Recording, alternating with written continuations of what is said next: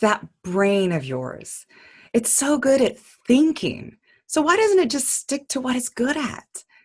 But no, it has to get involved in how you feel. One moment it's making you high with happiness, and the next it's dropping you back on the ground. Even worse, it was designed to work that way by sneaky old Mother Nature herself. Stay tuned to find out how your brain hijacks your love life and why you're less in control than you think.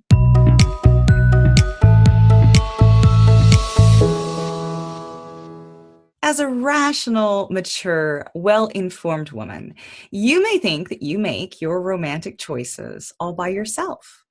You take all available information into consideration, you weigh it against your values and your preferences, and you decide whether you'd like to see Bachelor number 1 again or just block him from your phone.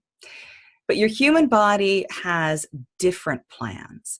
It's got a hidden agenda to make sure you pass your genes down on to the next generation. To ensure you don't thwart its plans, it guides you to do what it wants by priming you with happy chemicals like dopamine, serotonin, and oxytocin.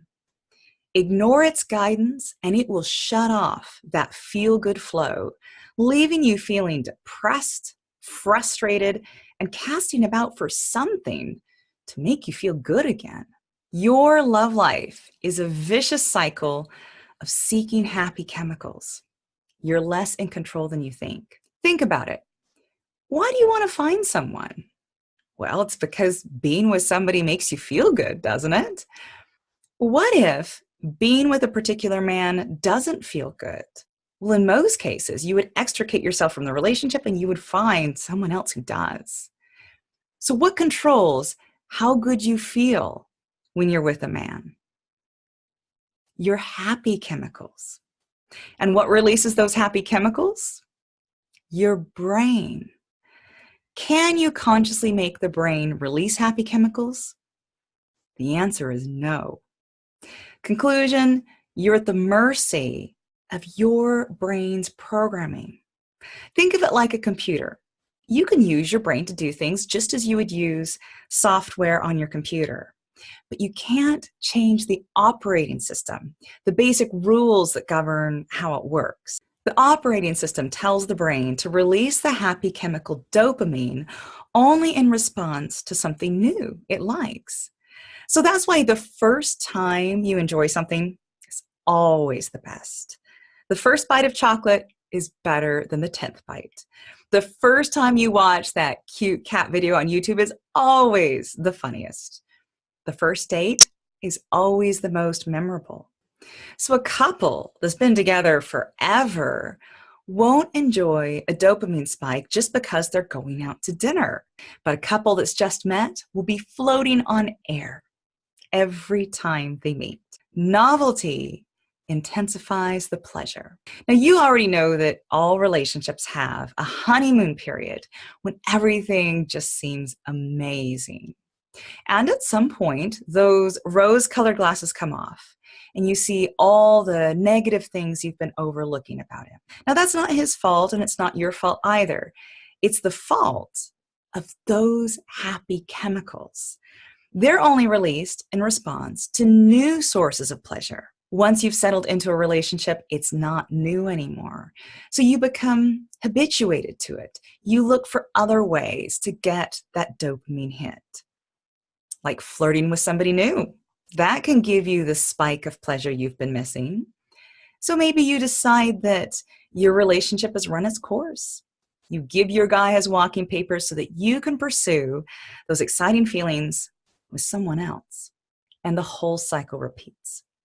Your brain wants you to keep searching for new things because that's how your ancestors survived. If they found one good berry patch and kept returning to it, well, pretty quickly, those berries would be gone and they would be hungry again. Their survival depended on finding new sources of food and other resources. So that's why you never feel satisfied. It's not some moral failing to never feel content with what you have and always want more. It's just the way your brain is programmed. You get a dopamine spike every time you get what you want. And then you get used to having it, and those good feelings drain away. So you search for your next dopamine hit. The key to managing your tricky brain is to trick it back.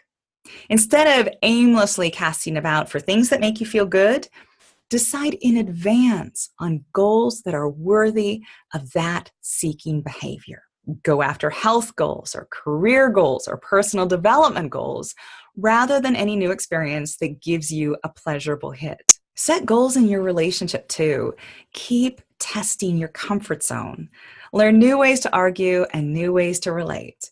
Never get stuck in the status quo. Even just going somewhere new can deliver intense bursts of pleasure. And forgive your brain. It's just trying to keep you alive.